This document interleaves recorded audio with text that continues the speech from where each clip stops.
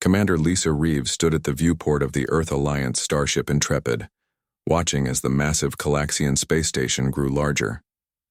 Her heart beat faster, but her face showed nothing. This meeting would change everything. Humans had never met the Calaxians before, but everyone in the galaxy knew about them. "Station coming up fast, Commander," said Lieutenant Peter Green from the pilot seat. His voice was calm, but his knuckles were white on the controls. Lisa nodded. "Take us in slow.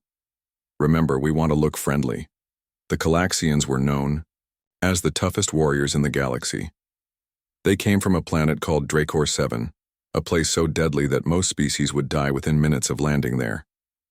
The air was toxic, the gravity crushed bones, and the animals were bigger and meaner than anything on Earth. Somehow the Calaxians not only survived there, but became the most feared fighters in known space. And now, humanity would meet them for the first time. Marine Sergeant Alan Garcia checked his weapon for the 5th time. He wasn't supposed to use it unless things went very bad, but old habits died hard. As head of security for this mission, he felt the weight of responsibility. "Nervous, Sergeant?" asked Lisa, walking over to him. Alan grinned. "No more than usual when meeting aliens who could tear a tank apart with their bare hands." "We're diplomats today, not fighters," Lisa reminded him. "The Calaxians respect strength, but they also respect control." "Yes, ma'am," said Alan. He signaled to his team to look sharp but keep their weapons down. The ship docked with a gentle bump. Lisa straightened her uniform and led the way to the airlock. She had been chosen for this mission because of her record. Calm under pressure, smart and good with people who didn't think like humans. Today would test all those skills. The airlock hissed open, and Lisa got her first look at a Calaxian. Alien stood nearly 8 feet tall with thick gray skin that looked like armor. Its forearms ended in clawed hands, and its head was wide with 3 yellow eyes that blinked in different patterns.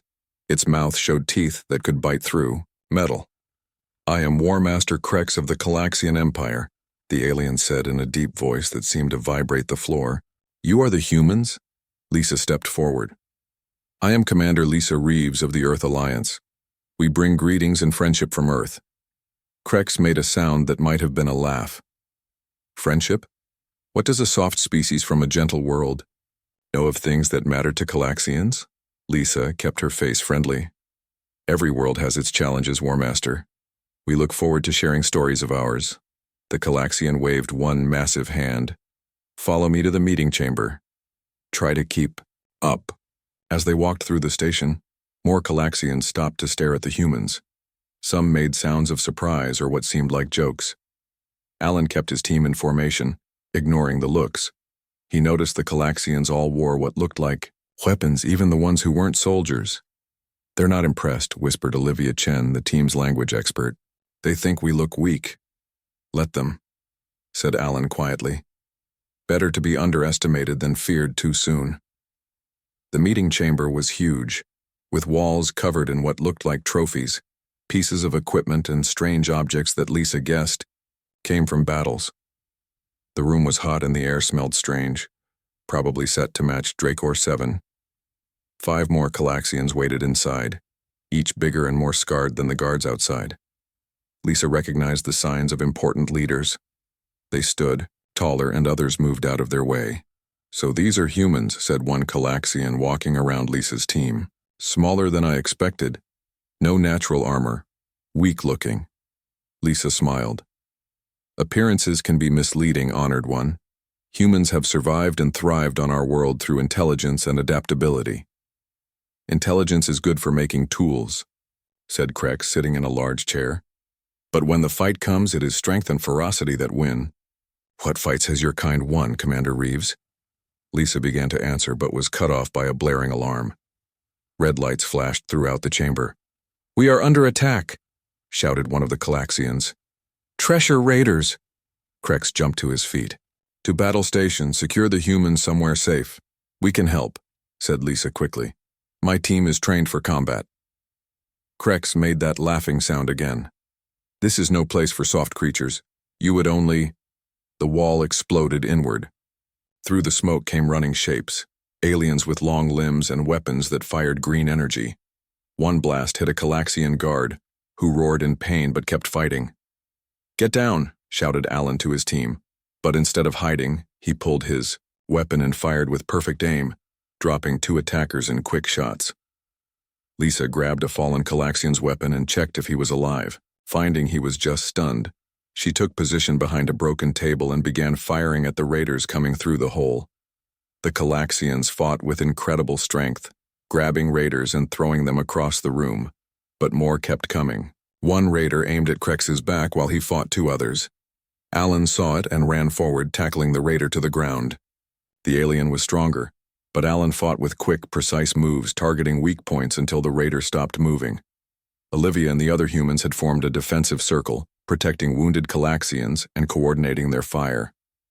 Lisa moved from cover to cover, shutting down the station's damaged systems that were venting air. The battle lasted only minutes. When it ended, dead raiders lay everywhere, but all the humans were alive, though some were injured. Crex walked over to Lisa, green blood dripping from a cut on his face. "You fought?" he said simply. "We did," said Lisa. "That's what allies do." "We are not allies yet," said Crex, but his tone had changed. "But perhaps there is more to discuss than I thought." He looked at Alan, who was helping a wounded Calaxian. "Your warriors show unexpected skill." "Sergeant Garcia is one of our best," said Lisa, "but every human on my team is trained to fight when needed." Crex was quiet for a moment. "These raiders should not have known about our meeting.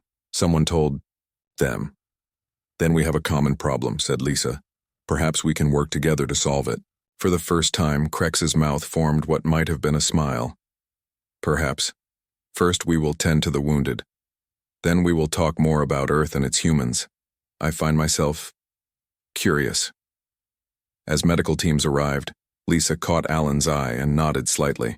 The mission had not started as planned, but they had shown the Calaxians something important. Humans might look soft, but they were stronger than they appeared. It was a good first step. A Calaxian medic approached Lisa with what looked like medical supplies. "Your kind bleeds red," the medic said, pointing to a cut on Lisa's arm she hadn't noticed. "Yes," said Lisa. "But we heal quickly." The medic made a surprised sound. "Like Dracor 7 creatures. Interesting." Lisa smiled. There was much the Calaxians didn't know about humans and Earth. This was just the beginning. The medical bay of the Calaxian station buzzed with activity. Injured warriors lay on beds made of a strange metal that seemed to move slightly under their weight. Lisa sat on a smaller bed, watching as a Calaxian doctor wrapped her arm with a blue gel that cooled her skin. "Your wound heals fast," said the doctor, 3 yellow eyes blinking in surprise. "Most species take days to begin healing. You have started in hours." Lisa nodded. "Humans recover quickly from injuries. It helps us survive." Captain John Harlow, her second-in-command and expert in alien biology, stood nearby studying the medical equipment. "Our bodies evolved with many small injuries over time," he explained. "We adapted to heal fast and keep moving." The doctor made a clicking sound.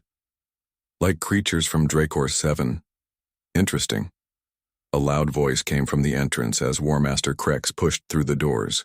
The Calaxians in the room straightened in respect. "Commander Reeves," he said, walking to Lisa, "your people fought well during the attack. This is unexpected."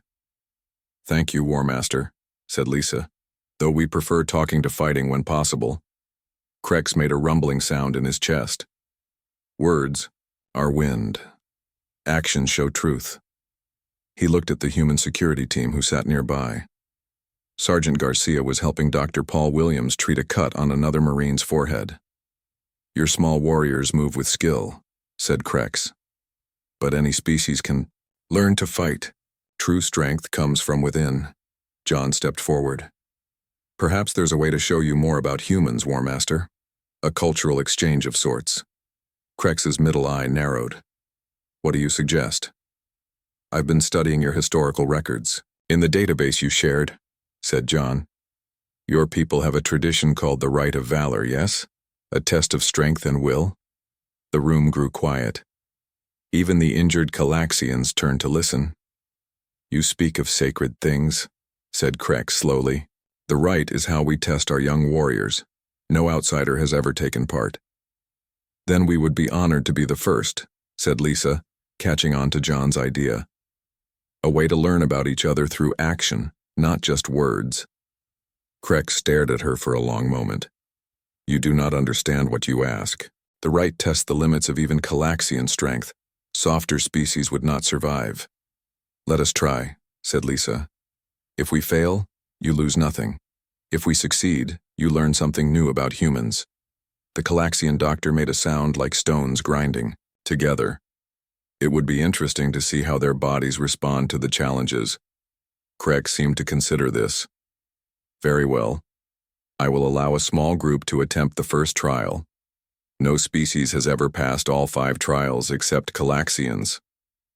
Carol, Powell, the diplomatic advisor, pulled Lisa aside. Are you sure about this? We don't know what these trials involve. We need to earn their respect, said Lisa quietly. And we need to learn more about them.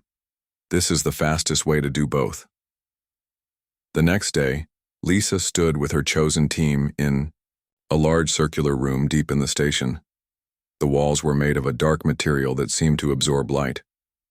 The floor was covered in a fine sand that shifted underfoot. Sergeant Alan Garcia rolled his shoulders, ready for whatever would come. Next to him stood Olivia Chen, who had insisted on joining despite her role as communications specialist rather than fighter. Dr. Paul Williams completed the team, his medical kit strapped to his back. Krex entered with several Calaxian warriors. The first trial tests endurance and will, he announced.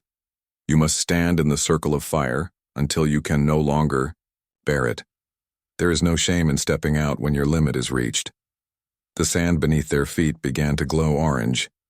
Heat rose quickly, warming their boots. Around the edges of the room, dozens of Calaxians gathered to watch. This should be interesting, said one Calaxian warrior to another. I give them 2 minutes before they run. The heat increased steadily. Lisa felt sweat forming on her skin. The temperature was now painful, but she kept her face calm. She looked at her team. They stood firm, though she could see the strain in their eyes. 5 minutes passed. Then 10. The Calaxians began to whisper among themselves. How are they still standing? Asked one. Their skin is so thin. Alan's face was red and sweat poured down his body, but he didn't move. Olivia had closed her eyes, focusing on her breathing like she'd learned in training. Paul checked his medical scanner occasionally, monitoring their vital signs. After 20 minutes, Krex raised his hand. The floor cooled immediately. Enough, he said. You have passed the first trial. Lisa wiped sweat from her face. What's next? Krex's 3 eyes blinked in different patterns. You wish to continue? Now? We're ready, said Lisa, though her legs felt weak from the heat. One of the Calaxian warriors stepped forward. War Master, this is unusual. Most need rest between trials. Let them try, said Krex. The toxin chamber awaits. They were led to another room, this one sealed with heavy doors. Inside, the air looked green and thick. Your kind breathes oxygen, said Krex. This chamber will slowly replace oxygen with various toxins. You must adapt or signal for extraction. Lisa nodded to her team. They all put on small breathing masks that covered only their mouths, standard Earth equipment for hazardous environments. What are those devices? Asked Krex, pointing to the masks. Filtration systems, said Paul. Earth has many places with poor air quality. We developed these to help us breathe in difficult conditions. Krex seemed surprised. You use technology to overcome weakness? This is not strength. John Harlow, who had joined them to observe, spoke up. Humans use tools to adapt to our environment. Is that not what your people do with your ships and buildings? None of us can survive the vacuum of space without technology. This seemed to give Krex pause. Enter the chamber. Let us see how your devices fare against our toxins. Inside, the air grew thicker. Even with the masks, breathing became difficult. Lisa felt her lungs burning slightly. Olivia coughed once but straightened quickly. Alan's face showed no expression, though his eyes watered. Through the clear walls, they could see the Calaxians watching with increasing interest. One was taking notes on a device. Another was gesturing excitedly. After 30 minutes, when the toxin levels had reached what should have been lethal for most species, Krex signaled for the test to end. The doors opened, and fresh air rushed in. "Impossible," said one of the Calaxian scientists. "Their blood samples showed toxin exposure, but their organs continue to function. How?" Paul smiled tiredly. "Earth has thousands of toxins in our water, air, and food. Over time, humans developed ways to process many harmful substances." 2 trials passed, said Krex, his voice different now.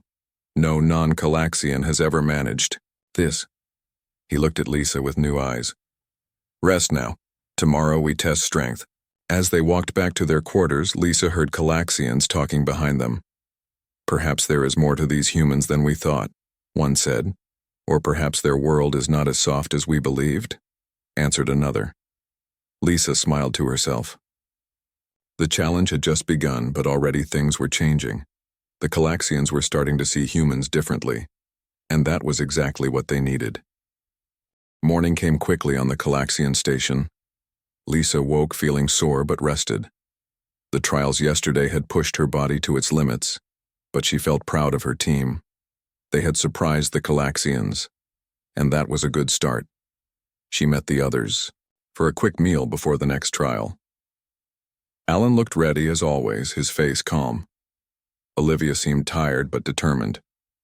Paul was checking his medical equipment carefully. "Today will be harder," said Lisa. "They're testing strength next. That's where the Calaxians truly excel." Alan nodded. "We can't match them physically. We'll need to be smart about this." Intelligence Officer Daniel Morris joined them at the air table. He had been monitoring station communications since the attack. "I found something interesting," he said quietly. "That raid wasn't random. Someone sent a message about our arrival before it happened." Lisa frowned. "The Calaxians?" Daniel shook his head. "I don't think so. The message went to a relay point, used by several species. Someone called the Harvester Collective was mentioned." "Never heard of them," said Alan. "Me neither," said Daniel. "But they seemed very interested in stopping our meeting with the Calaxians." Their conversation ended as a Calaxian guard approached. "The War Master awaits you for the 3rd trial," he said. The team followed him to a large open area that looked like a training room. Heavy objects of various sizes were arranged around the space. Weights, perhaps, but shaped strangely. Krex and several other Calaxians waited for them. "The trial of strength," announced Krex. "Each participant must move these weights according to the ancient patterns." He pointed to markings on the floor that formed complex shapes. "Complete the pattern before your strength fails." One Calaxian warrior stepped forward and easily lifted a weight that looked heavier than a car. He placed it on a marked spot, then moved to the next one. When he finished the pattern, he wasn't even breathing hard. "Now you try," said Krex to Lisa. "Choose your weights according to your ability.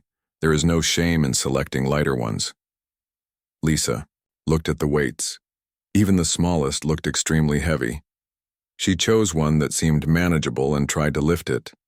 It barely moved. The watching Calaxians made sounds that might have been laughter. Lisa ignored them and changed her approach. Instead of trying to lift it directly, she found a metal bar nearby and used it as a lever. Slowly, the weight moved. "What is she doing?" asked one Calaxian. "Using a tool," said Krex, watching closely. "Interesting." Alan and Olivia followed Lisa's example, finding ways to move the weights using leverage rather than pure strength. Paul studied the pattern and directed them, making their efforts more efficient. It took them 3 times longer than the Calaxian warrior, but they completed the pattern.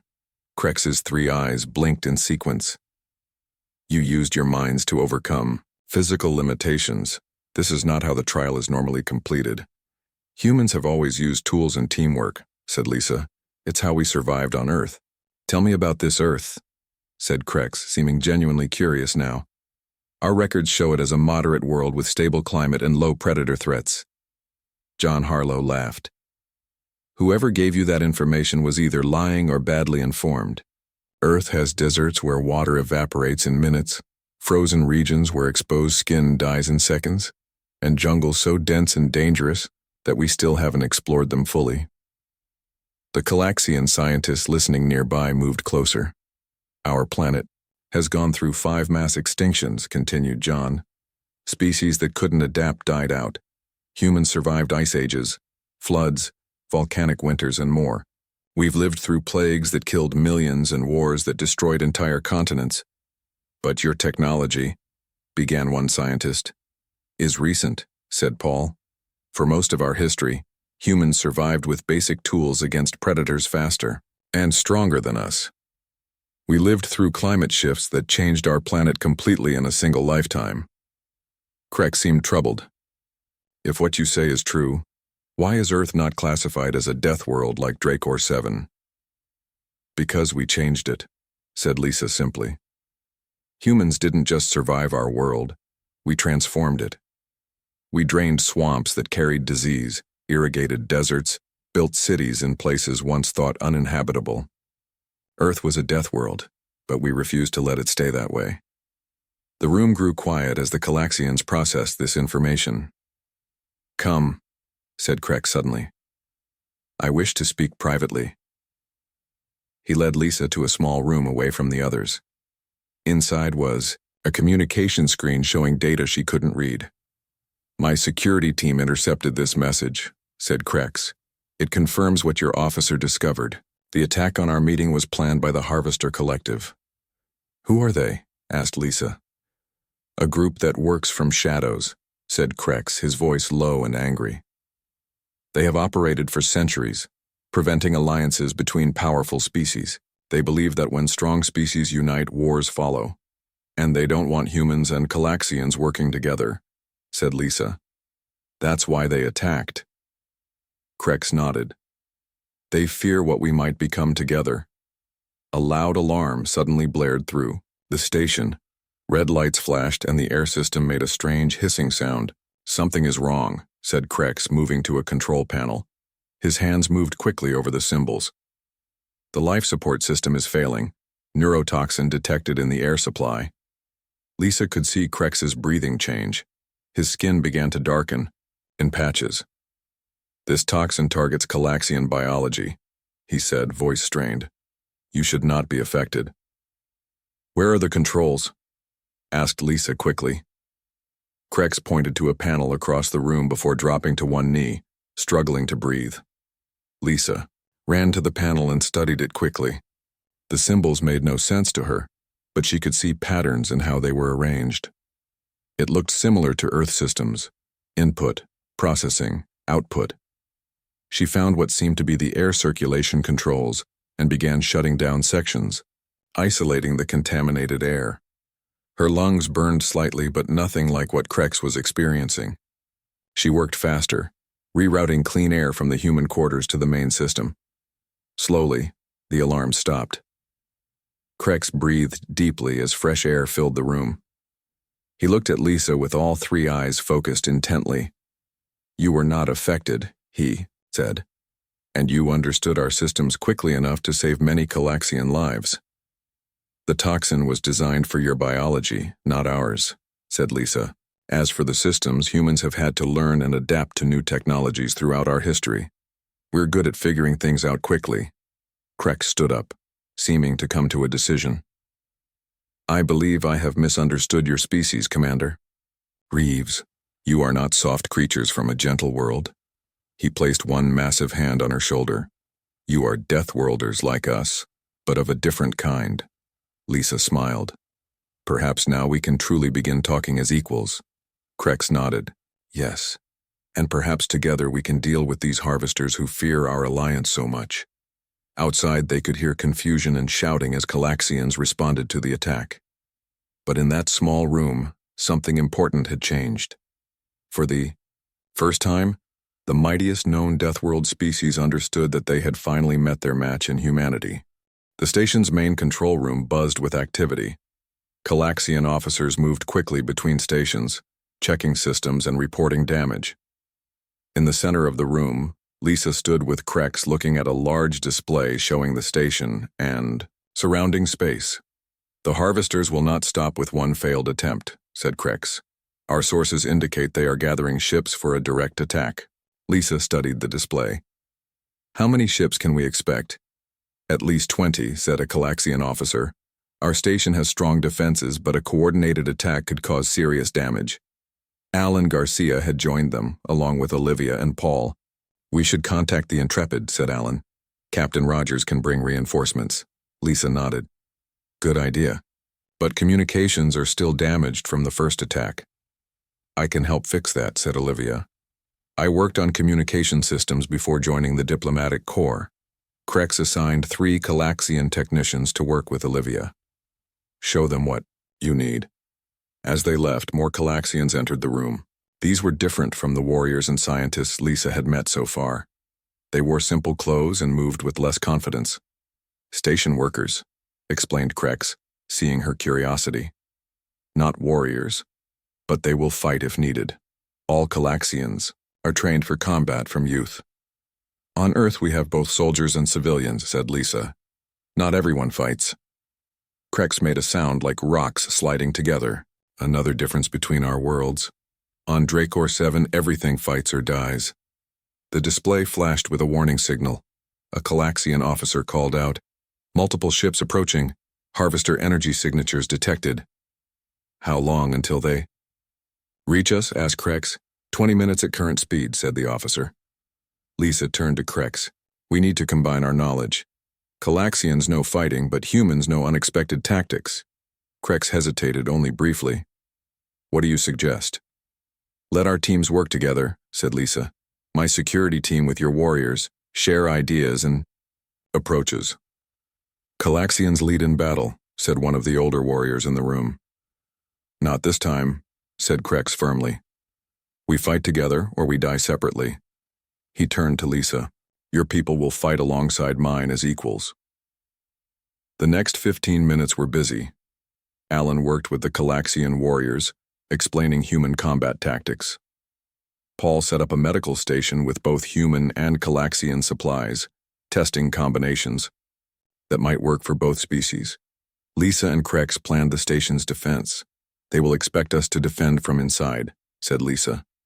"What if we bring the fight to them?" "Explain," said Krex.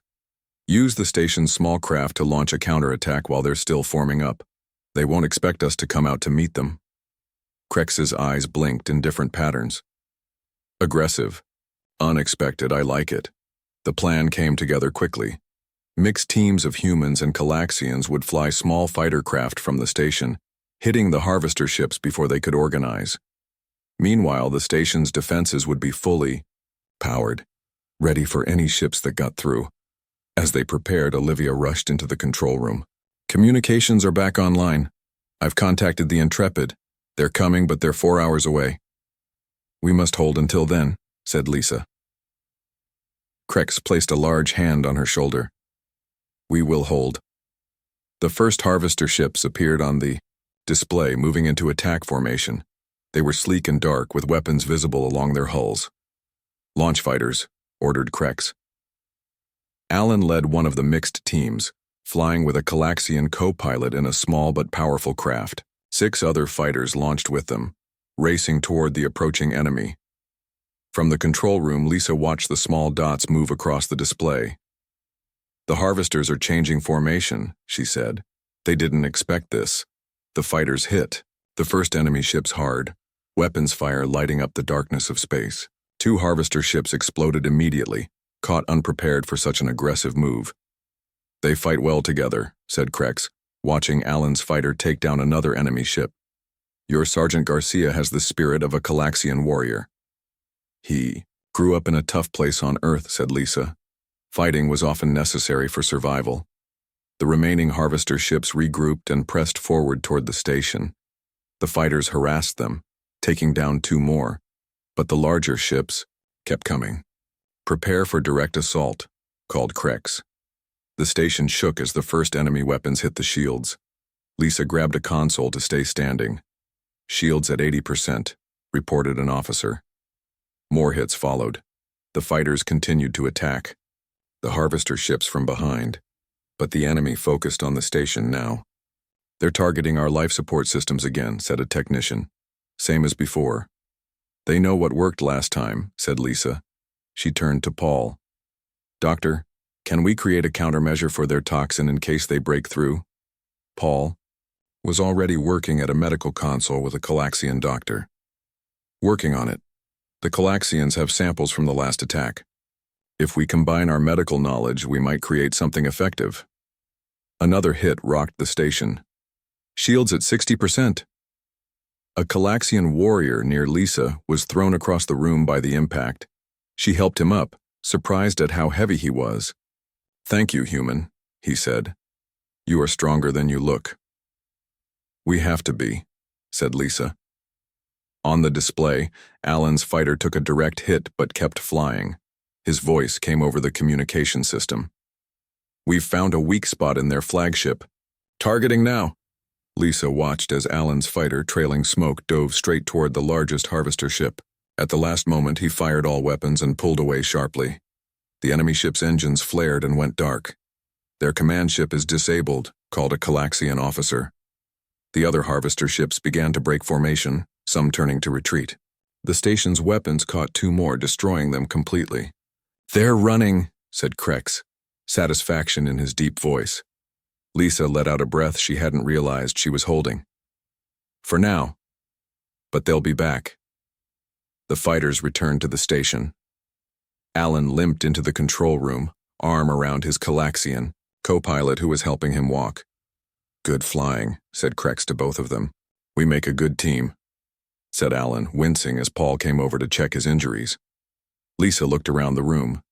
Humans and Calaxians worked side by side, treating wounds, repairing systems, checking defenses. Something had changed in how they saw each other. "The Intrepid will be here in 3 hours," she said to Krex. "Together with your forces, we can hunt down the remaining harvester ships." Krex nodded slowly. "Yes, together." He looked at the humans in the room. "I understand now why the harvesters feared our alliance. They were right to fear it." Lisa smiled. "This is just the beginning. Imagine what our species could accomplish as true allies." "I am beginning to imagine it," said Krex, "and I think the galaxy will never be the same." 2 days after the attack, the station had transformed. Human engineers from the Intrepid worked alongside Calaxian technicians, repairing damage and improving systems. In the large meeting chamber, now cleared of debris from the first attack, Lisa sat with Krex and Captain Sam Rogers from the Intrepid planning their next move. "The harvester base is here," said Krex, pointing to a location on the star map displayed above the table. "Hidden in an asteroid field in neutral space. Our scouts confirmed it yesterday." Captain Rogers studied the map. "Heavy defenses?" "Yes," said Krex. "Automated weapons platforms, sensor arrays, and at least 15 ships." Lisa looked at the tactical display. "We can't let them regroup and try again. We need to take the fight to them." "Agreed," said Krex. "But this will be difficult. The asteroid field makes conventional attacks nearly impossible." Nancy Webb, the cultural consultant who had arrived with the Intrepid, spoke up. "Maybe we don't need a conventional attack. The harvesters have never faced humans and Calaxians working together. They won't know what to expect." Krex turned his 3 eyes toward her. "Explain." "The harvesters have studied Calaxian tactics for centuries," said Nancy. "They know how you fight. But humans approach problems differently. If we combine our methods, we create something new that they cannot predict." The planning session continued for hours. John Harlow joined them, bringing data about Earth history and human warfare that surprised the Calaxians.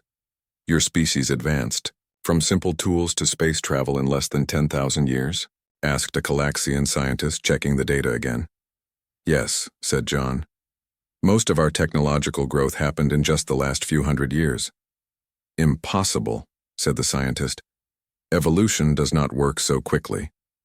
It wasn't biological. Evolution, explained John. It was cultural and technological evolution. When humans face a problem, we solve it, then build on that solution to solve the next problem. Each generation learns from the last and moves forward faster. Krex watched this exchange with interest. This is what makes humans dangerous. Not physical strength or natural weapons, but how quickly you learn and adapt. It's how we survived on Earth, said Lisa. Our world was always changing. Ice ages, warming periods, natural disasters. Those who couldn't adapt died out. While our world remained harsh but consistent, said Krex thoughtfully. We grew strong but changed little for thousands of years. The planning continued. By evening, they had a strategy that combined Calaxian strength with human unpredictability. The joint fleet would leave the next morning. As the meeting ended, Krex asked Lisa to walk with him through the station. They passed areas where humans and Calaxians worked together, some talking, some even sharing jokes despite their differences. A week ago, I would not have believed this possible, said Krex. Calaxians do not easily trust other species. Humans can be the same, said Lisa. We fear what we don't understand. Your Dr. Williams shared something interesting with our medical team, said Krex. He said Earth has more diseases and parasites than any known world. Is this true? Lisa nodded. Our planet is filled with life forms trying to eat each other, including tiny ones we can't see that try to eat us from inside. And yet you survived this, became stronger. We had to, said Lisa simply. Those who couldn't fight off disease died. Over thousands of generations, we developed strong immune systems. They stopped at a viewport, looking out at the stars. The Intrepid floated nearby alongside several Calaxian warships. Tomorrow we fight together, said Krex. The first true alliance between our peoples. The next morning, the joint fleet moved out. 10 Calaxian warships and the Intrepid, plus 20 smaller fighters with mixed human-Calaxian crews. Lisa stood on the bridge of the lead Calaxian ship beside Krex, watching as they approached the asteroid field. Harvester sensors will detect us soon, said a Calaxian officer. Good, said Lisa. Let them see us coming from this direction. Meanwhile, Alan led a small team of fighters on a different approach, hidden by the asteroids. Their mission was to disable the Harvester sensor grid while the main fleet drew attention. In position, came Alan's voice over the communication system. Ready on your mark. Begin the operation, ordered Krex. The battle unfolded according to their plan. Main fleet approached openly, drawing Harvester ships out to meet them. When the enemy was committed, Alan's team struck from behind, taking out key sensor stations. The Calaxian ships hit the enemy with raw power, while the human vessels used more complex maneuvers, confusing the Harvester formations. On the mixed crews, humans made quick tactical decisions while Calaxian strength kept their ships fighting even when damaged. Lisa watched from the command ship as the Harvester defense began to crumble. They don't know how to respond to our combined tactics, she said. Krex nodded. They expected either human tricks or Calaxian strength, not both together. The battle lasted 3 hours. When it ended, the Harvester base was destroyed, and their ships either captured or destroyed. Both humans and Calaxians had taken losses, but the victory was complete. 2 days later, representatives from both species gathered on the Calaxian station for a formal alliance ceremony. The large chamber was filled with humans and Calaxians, standing together as equals. Lisa and Krex stood at the center, placing their hands on an ancient Calaxian symbol of unity. Today marks the beginning of a new era, said Krex to the gathered crowd. For centuries, the Calaxians believed we were the ultimate warriors of the galaxy. We evolved on the harshest known world and conquered its challenges. We thought this made us the strongest. He turned to look at Lisa and the other humans. We were wrong. Strength comes in many forms. The humans evolved on a world that constantly changed, forcing them to adapt not just their bodies, but their minds and their society. They did not just survive their death world. They mastered it, changed it, and then reached for the stars with a speed that defies belief. Lisa spoke next. Humans have always looked for allies among the stars. In the Calaxians, we have found a people whose strength and honor match our own determination and creativity. Together, there is nothing our peoples cannot achieve. The alliance document was signed by both leaders. As ceremonies ended and people mingled, Krex spoke quietly to Lisa. The harvesters feared what would happen when the two Mightiest Deathworld species met, he said.